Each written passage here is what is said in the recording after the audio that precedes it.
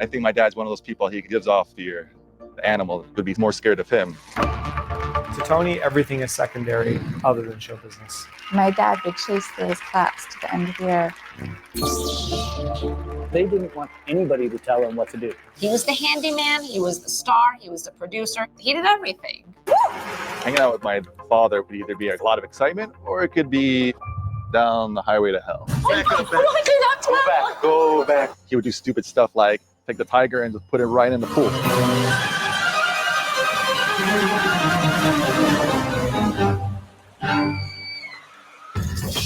Who has tigers and lions in their backyard? My family did pay a price for having these animals. Maybe tigers are cute, but when they grow up, they could kill you. Sooner or later, there's going to be an incident. It's a bite. My mom was covered in stitches and she refused to go outside. It's an attack.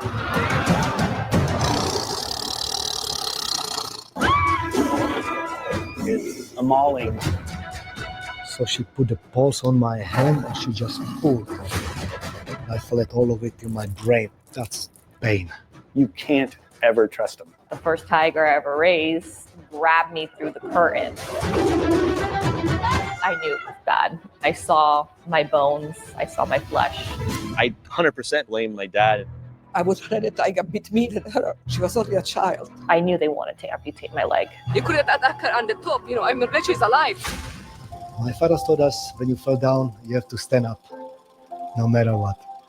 And that's what we are doing all our life. We are the Fercos family!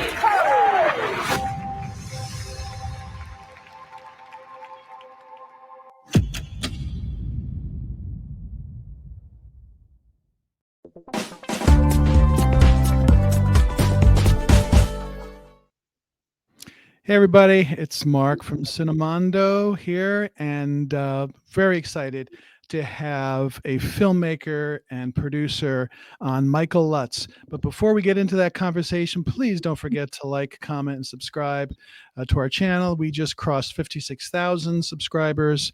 And so thanks everybody for watching, and we've got all kinds of content. If you want to become a member, member only videos are available for you. So check it out. But I'm excited to introduce Michael Lutz, who is the filmmaker behind the new documentary, The Flying Fercos, that is available on Apple TV, Google Play, and Amazon Prime Video. There's also a YouTube channel called Monarch Hill Productions, and go there for all kinds of information on the Flying Fercos. Michael, thanks for coming on for a couple minutes. Thank you so much for having me. I'm really excited to talk to you. And by the way, am I the very first guest who wore merch from their film on your podcast? I have to think about that for a second. I think there might have been a few others, but that is very smart, and I love the merch. Whatever it takes, right? And it's a really great Kathy, who's not on today, she does movie posters, and she was really impressed with all the artwork and the key art for the film. So kudos, and she's a tough critic. Yes. But it looks really great. The movie is called The Flying Fercos, and it's a documentary, and I watched it. And documentaries, I love documentaries, and there's all different types. We know there's tons out there, true crime, all this kind of thing. But the documentary that interests me when I find a subject I know nothing about. Mm-hmm. And this is a showbiz story, and I thought I knew everything, but I didn't know about the Flying Fercos. And how did you, before we get into what they're all about, how did you become interested in this subject? Well, so it goes back about 20 years. I was working as a producer in New York at HBO. And like most of America at that time, I was watching television, and I saw on the show The Apprentice, they were featured on an episode with Donald Trump's Taj Mahal Casino. They were a very small part of that episode in the very first season. And I thought, what in the world's going on here? This is a lion and tiger show that I had also never heard of. and I wanted to know more, but I wasn't really interested in just following the show. To me, what was interesting is what's going on behind the scenes of this show. So I contacted them, and they were like, yeah, hey, we're actually about to tour China for 3 to 4 months. We're going all over the country, and would you like to come along with us? So I took 6 weeks off of work. By the way, this was when SARS was going on, which was the potential pandemic of SARS that was going on in 2004. Yeah. And it had originated in China. And so I go, and right when we got to Beijing, the niece of the two stars of the show got bitten on stage by a tiger, which is depicted in the film. So that was a wake-up call as to like what kind of story this actually was. So yeah, that's really how I got involved with that. That's amazing, because I didn't realize you were there actually filming that when they went to China. And Yes. so you saw firsthand what was going on. Backing up, chaos. you get that sense. You get that sense in the film. I mean, Yes. stepping back a little bit, the Flying Fercos started as this acrobatic sort of trapeze artist group back in Europe, right? I'll give you the background on them. So that we kind of go back 70 years. We have these child acrobats known as the Fercos who perform in the European circus. They get very famous doing this one act called the Russian swing, which is this giant metal swing that launches children, the kids, who are all very young, about 30 feet in the air with no net and only their parents to catch them. So they ended up becoming pretty famous as a result of this swing. And they eventually come to America and become the headlining act at the Dunes Hotel in Las Vegas. And because you can't be a acrobat forever, they have to transition. And they ended up transitioning into magic with lions and tigers and panthers. And at the time, there was another act very similar, the Siegfried and Roy act, which happened to be going on right across the street from them. And I'm not going to lie, it would seem like they probably just stole their act from Siegfried and Roy. That's kind of what we insinuated. It really sparked a rivalry between them and Siegfried and Roy. Right, right. The family then breaks up, and the two main brothers, Tony and Ferdinand, they eventually leave Vegas and they end up touring the whole world with their lions and tigers in tow. So that's really the behind the scenes of that. And what I really was interested in showing was, what is it like to live with lions and tigers and to train them and to work with them and to travel with them. And that's a pretty crazy situation. It is. And what's crazier too is just the idea of like, okay, we're going to change our act. Doing the trapeze with with the Russian swing and all that's hard enough, but now you have to learn how to train man-eating animals. And how do you have the gumption to sort of say, we're going to do that? We're going to incorporate our family, our kids, our wives. And everybody's going to learn how to do that, and we're going to build all the sets and props ourselves versus hiring people. I mean, that takes a lot of something to do. It takes a lot of resilience and a lot of perseverance. These people are entertainment performers through and through, and I think at the heart of this story is a family that they didn't know any other world, any other vocation other than entertainment. And so when one act would end, they would have to sort of reinvent themselves and transition into a new act, which is what they did over and over and over again. And it's a wild scenario to just suddenly go, okay, let's buy a baby lion and 2 baby tigers, because that's really where they started. They eventually had up to 20 that they were living with on their property in Las Vegas. But to buy them and then go out there and train them, it does take a lot of gumption, as you said, or a lot of stupidity. I don't know which, but whatever it is, they did it.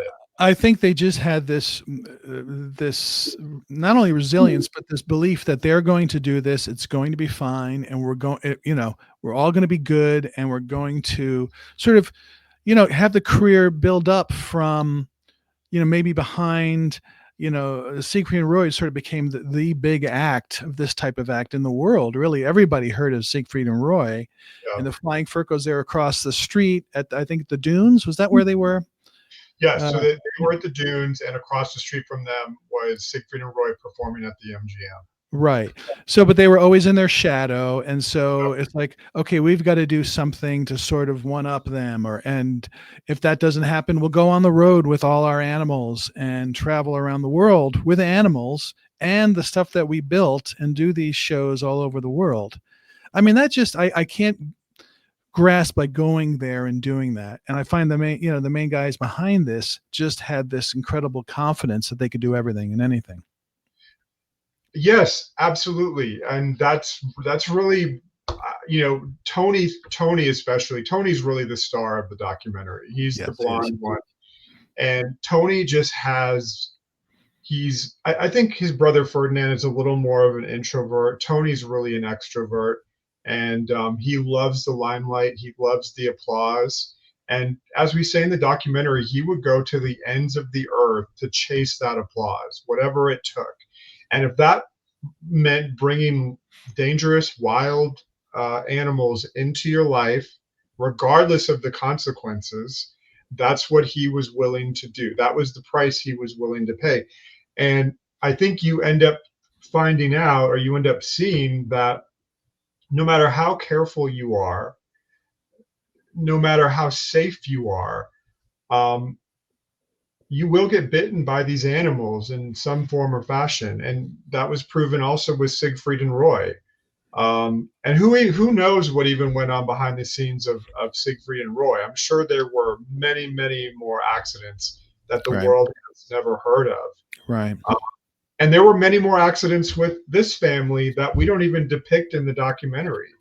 No kidding. Okay. Yeah, there was actually a horrible incident that happened in South Korea with Tony and Ferdinand. They were wearing brand new costumes that had feathers on them, and these giant like masks with feathers on them and feathers on their arms.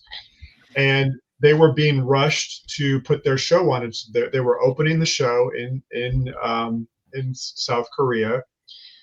They hadn't rehearsed yet with the animals and with the costumes.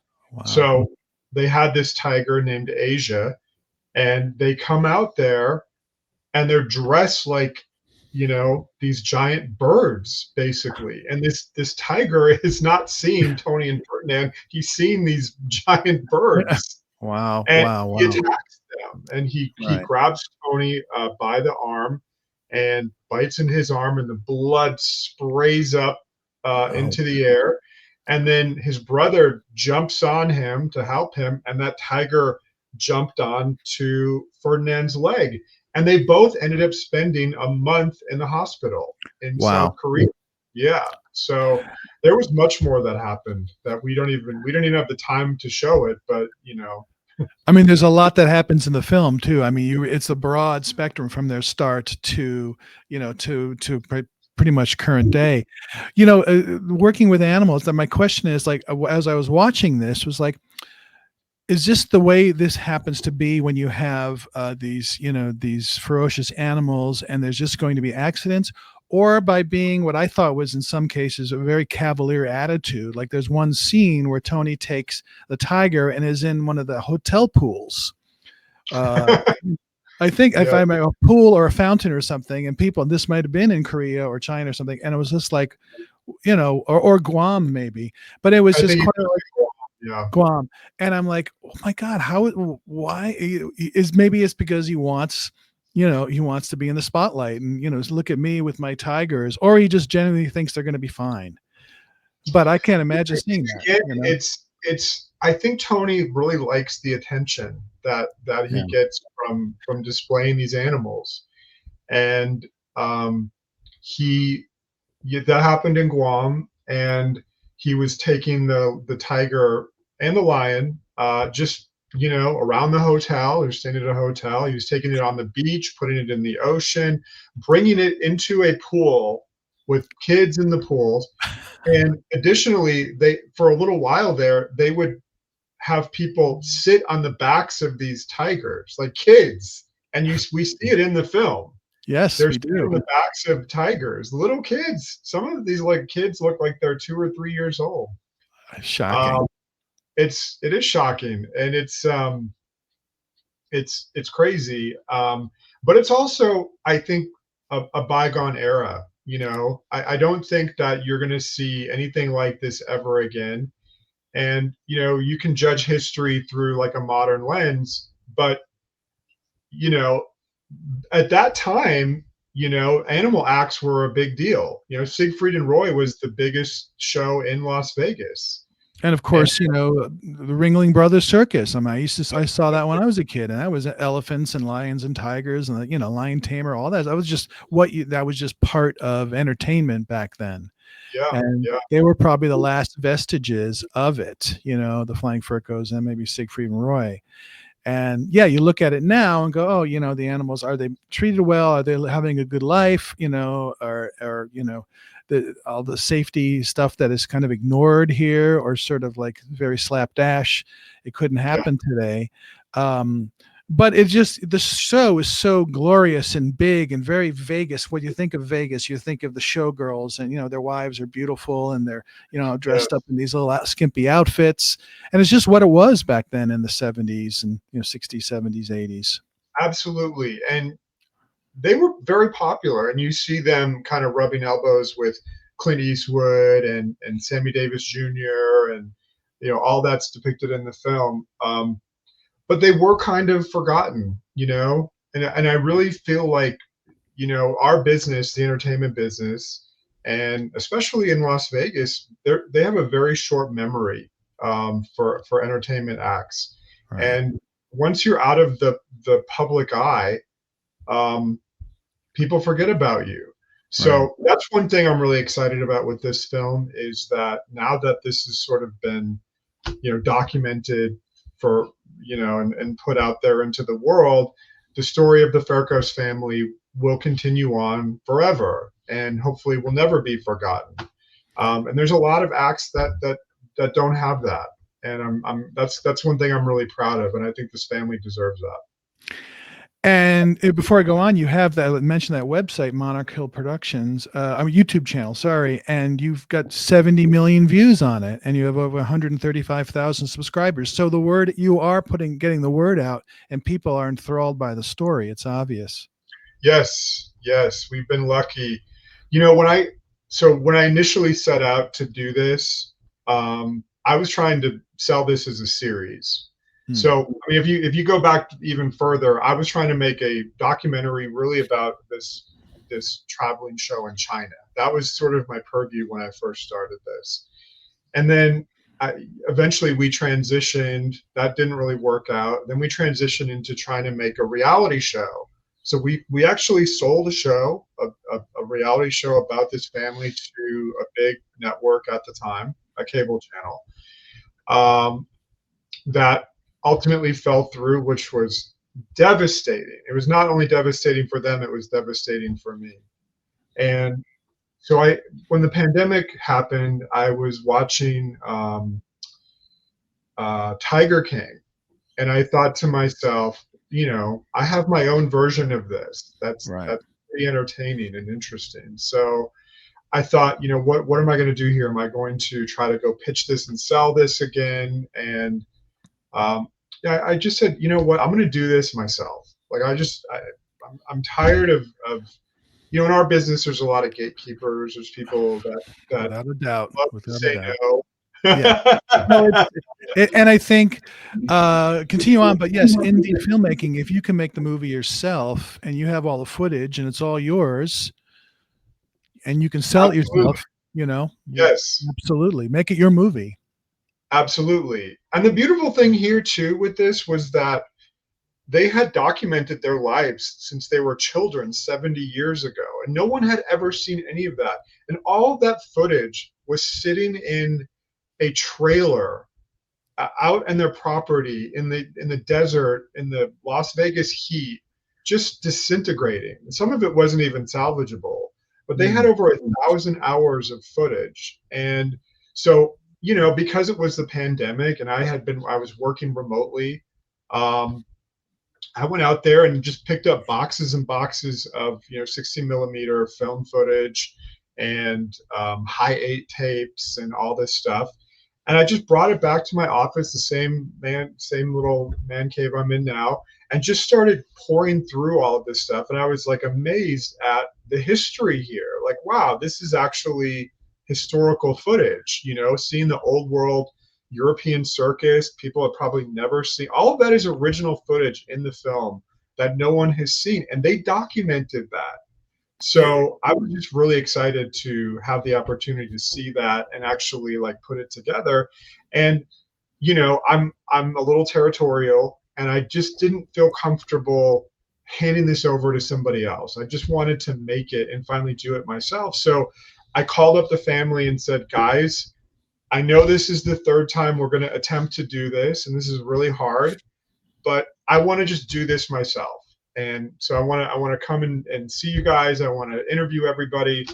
So I did long pre-interviews with all of the people in the family, and then eventually turned it around and made this documentary. And I originally conceived it as a 6-part series, which I actually produced. The entire 6 episodes. This documentary is really 4.5 hours long. And to be perfectly honest, that's the best version of it. I'm very proud of the 90-minute documentary, but you keep hearing over and over again, you have to make this 90 minutes. Like, that's sort of the sweet spot for these documentaries. Right. But right. we made a 4.5 hour, 6-episode version that I'm going to eventually release on my channel, on my YouTube channel. So people will be able to see that and see the full scope of the story, because it really is fascinating. And there's a lot of things in the story that you don't see in the film that are equally as compelling. Well, I can imagine, because you do say, there's footage from the 50s and or the 50s, and when they're kids, and it's like, oh, that's so fascinating. What's that world like? The world of European circuses back in the 40s, 50s, or even in Czechoslovakia. I mean, they're Czechoslovakian. So, you know, did they go to Russia? That's fascinating in and of itself. And then the transition to say, hey, we're going to make it and do it in Vegas, and getting that whole showbiz world going. And then later in life, after, you know, some of these, you know, these injuries, and then trying the reality show, there's all this later in life stuff, and how do the kids, and we get a lot of, you know, of the children interviewing, talking about how their upbringing was, but there's so much more to mine there, because you get to interview a lot of different people on this. It's not just one or two. There's a lot of children. The family's big, and so there's and beautiful. They're beautiful people too. That does not hurt. Yes, no, exactly, and they're fascinating. It's a fascinating 90 minutes, but you can tell that there's a lot more of the story to be told, and it's great that you're going to get to that and release, you know, a longer version. Well, you know, you see too in this documentary, you see these eras that are sort of in full bloom at the time and the Fercos lived through all of these. You see the European circus at the height of the European circus in the 50s and 60s. You see Vegas in the 70s when it was, you know, Frank Sinatra and Elvis and all of that. Sure. And then they're connected to all of that. And then you see, you know, this era of people performing with animals. And then to top it off, you see like the reality show world that happened in the early 2000s. That was the height of that whole movement. So you do see a lot of different things here in this film, a lot of different eras. And Tony is in many ways, he just always has a smile. He's always laughing. He has this gregarious nature about him that what's that? It's hard to be mad at him. Well, that's what I was going to say, because he's kind of laughing through kind of like some horrible stuff, you know. He's sort of like saying, not laughing, but he's sort of like having that, hey, listen, the show must go on. We'll get through this. Right. We're doing things we love to do. And so aren't we lucky, you know? But also there's this sense that they never quite made it big enough because of either Siegfried and Roy taking the spotlight away from them, or just the timing was off, or maybe their contract with the Dunes wasn't up to snuff, and because they were doing all that stuff themselves as opposed to having an agent who knows how to work the business. And that probably hurt them. There are like these 3 or 4 inflection points throughout the documentary where they're just on the verge of breaking through and becoming sort of these mainstream, names that everybody would know. And they're just thwarted time and time again at these critical moments that kind of keeps them from breaking through into the mainstream. Yeah. And that's it's sad. It's a little heartbreaking, actually. It is. And I mean, I think a good documentary has all these facets and turning points, and this one definitely has that. And I don't want to spoil it for everybody who's going to watch it, but there was one scene where they're in China and towards the end, and something happens, and all of a sudden all of their equipment is missing, and you see that. Were you shooting that stuff when they went into the warehouse and it was gone? No, okay. Ferdinand shot that. At that point, I think I left China. I think we the show got shut down. Right. And that was a huge turning point. But I think it really represents, again, the resilience of these people, because, I mean, anybody, if you have I'll put a finer point on it. The Chinese government confiscated their entire props and everything needed to make the show. It's still in a warehouse in China, even though this was 20 years ago. It's still there. No kidding. And that was an accumulation over decades of equipment that they had put together. And you know what they did? They came back to Las Vegas. They regrouped as a family, and they figured out a way to do the show a little bit differently, a little bit cheaper, with not the same types of props, but they still had the animals, and they ended up putting the show back together, and then they eventually did the reality show. So again, like, who has it within them to reinvent yourself and do that again and again and again? It's that amazing. blew me away, because I'm watching this thinking, if I was in this situation, I would say, I'm done. I can't do this. But it's impressive. Their resiliency certainly is impressive. And speaking of the Russian swing, which is this big metal contraption, I mean, it just looks like a swing, but it's just huge. Yeah. And at the end, I thought it was a touching scene where the family reconnects and goes to, I guess, a warehouse in Vegas, and they look at it. There it is, sort of in a box or something, and disassembled, but it's still there. That was cool. It is cool, and it had been disassembled, and this was really what brought them to Las Vegas. And I just want to, for those that haven't seen the film, they were leaving a communist country in Czechoslovakia, and something we don't show in the documentary is that they left their sister behind. They have their beautiful young sister, Ariana, who has since passed away. They left her behind as collateral to the communist government in Czechoslovakia. Wow. And when they came to America, they literally had to make it work, because there was no going back to Czechoslovakia. They could not go back. So they had to make it work.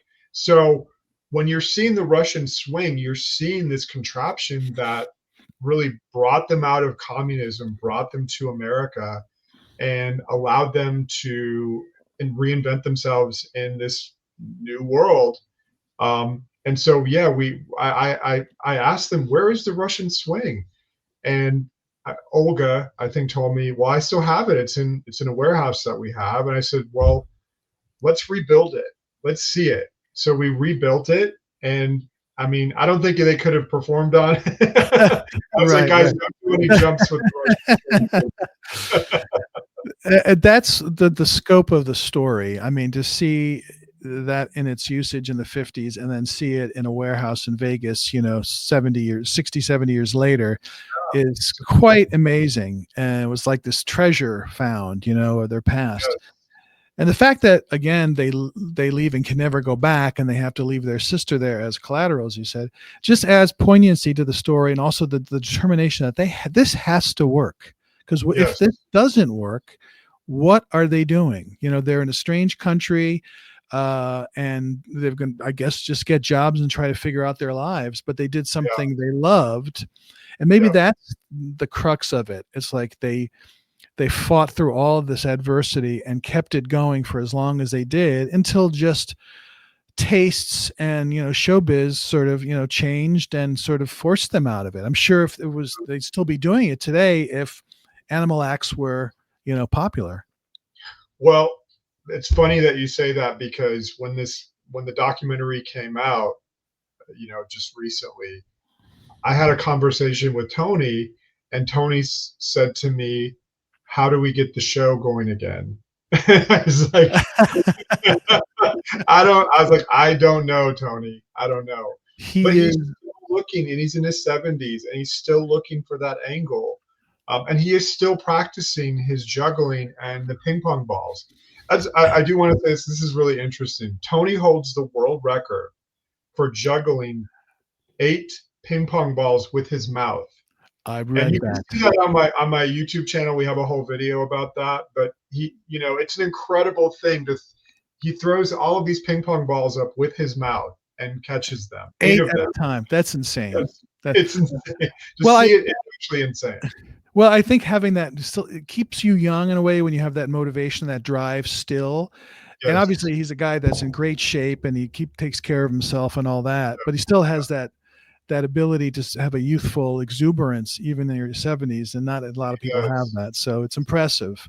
Absolutely. Yeah. Absolutely. With some of his sort of oversight on safety issues, he's an impressive guy and a likable guy in many ways. The most likable. He has an infectious smile and personality. He's the greatest. I always call him the legend. I said, "Tony, you are a legend. You truly are." And he's committed to his craft. He's just an amazing guy. You can do a lot of different things. Switching gears into how this film was made, you mentioned how you sort of made it yourself, and then when you have the finished product, how did you sort of get it out there? Because we have a lot of indie filmmakers that watch, and how did you sort of show this to distributors, or did you say, "I'm going to stream it myself through my website"? How did you find distribution for it, or how did you tackle that? Well, I had some very good offers for distribution early on. The biggest one ultimately fell through. Kind of the business was changing, but we had a really substantial, amazing offer. It ultimately fell through. I had other offers that weren't quite at that level, but all of them required me to give up ownership of the documentary. So I've had some success in this business. I have a show on Netflix that I created that's in its 6th season. It's a car show. I've seen how that model works, and I personally don't think that model is the best model for creators. I feel like you lose all ownership and everything. It's like you get paid your one time or however many seasons it runs, and then it's over. So I was really looking for a different way to do this. So I really I signed with the distribution company for very little money, but I got to retain ownership of the documentary. So that was really key for me, because I just think the landscape is really changing for filmmakers right now. It's not the best environment for creators, and I think that what's going to happen is that a lot of these environments are going to be moving to a place where YouTube is at, where the barriers to entry are lower, but the ownership stake is higher. So that's really where I want to be personally as a creator. I run a content studio in LA. It's called Monarch Hill Productions, and I'm trying to move into that space. I love what YouTube is doing, Vimeo to a lesser degree.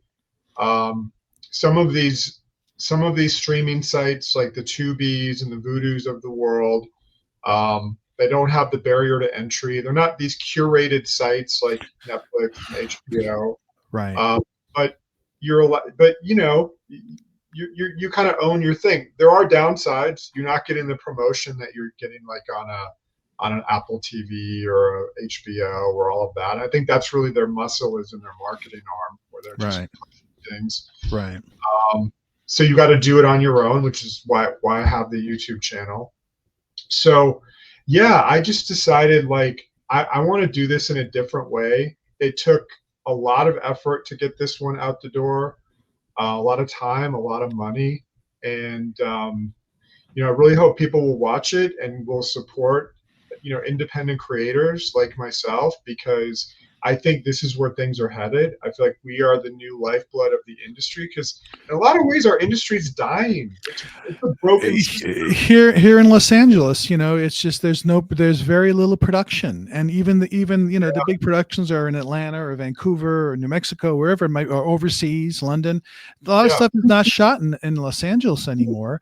Yeah. And if I write scripts, it's just impossible. You have to do it yourself, and you have to sort of figure out how to do it.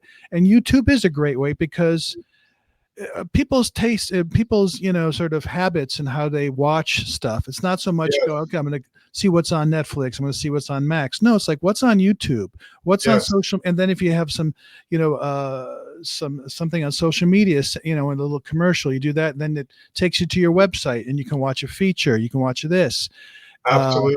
And it's like all that other, they don't even have to sort of, there's maybe a subscription, but it's not subscribing to 7 different streaming services for $20 each, and you're spending all this money.